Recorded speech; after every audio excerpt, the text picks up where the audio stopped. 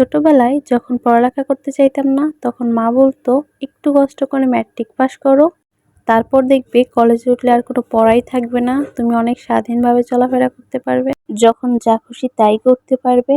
আর আমিও বোকার মতো সব বিশ্বাস করে কষ্ট করে পড়ালেখা করে মাধ্যমিক পাস করে ফেলেছিলাম, শুধুমাত্র পড়ালেখা কমানোর আশায়। হ্যালো এভরিওয়ান, কেমন আছেন সবাই? আশা করি সবাই অনেক ভালো আছেন। আজকে আপনাদের সাথে একটা কষ্টের কথা শেয়ার করতে আসলাম।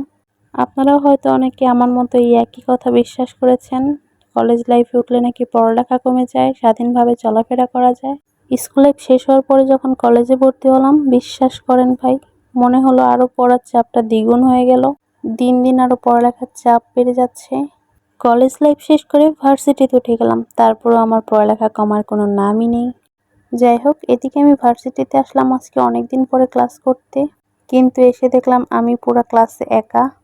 আমাদের গত বছরও ক্লাস হয়নি, ভাবলাম এই বছর নিয়মিত ক্লাস করব, কিন্তু এসে দেখলাম আমাদের ডিপার্টমেন্টের কেউই আসেনি। অনেকদিন পর ভার্সিটিতে আসায় সবকিছু নতুন নতুন লাগতেছিল, মনে হচ্ছিল আমি যেন নতুন স্টুডেন্ট। তবে যতই বড় হই না কেন, স্কুল লাইফটাকে খুবই মিস করি আমি। ক্লাস থেকে বের হয়ে দেখলাম আমার কিছু ফ্রেন্ড এসেছে, তো ওদের সাথে বসে একটু আড্ডা দিচ্ছিলাম।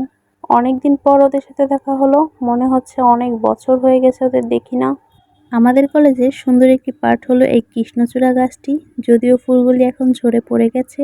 কৃষ্ণচূড়া ফুলের সাথে আমার জামার রংটা মিলে গেছে। যাই হোক, এরপর কলেজ ছুটি দিয়ে দিল। কলেজ তাড়াতাড়ি ছুটি হওয়ার কারণ হলো আজকে থেকে অনার্স 4th ইয়ারের ফাইনাল এক্সামিনেশন শুরু হয়েছে। এরপর আমি কলেজ থেকে বের হয়ে চলে আসলাম। অনেক দিন পর কলেজে আসার পরেও কোনো ক্লাস করতে পারলাম না। যাই হোক, এত আফসোস করে কোনো লাভ নেই। এরপর আমি চলে আসলাম আমার একটা কিউট স্টুডেন্টকে পড়াতে, আর এটা হলো আমার একটা গুণধর স্টুডেন্ট। আর ও আমার সাথে এতটাই দুষ্টুমি করে, মনে হয় যেন আমি ওর টিচার না, আমি ওর ফ্রেন্ড।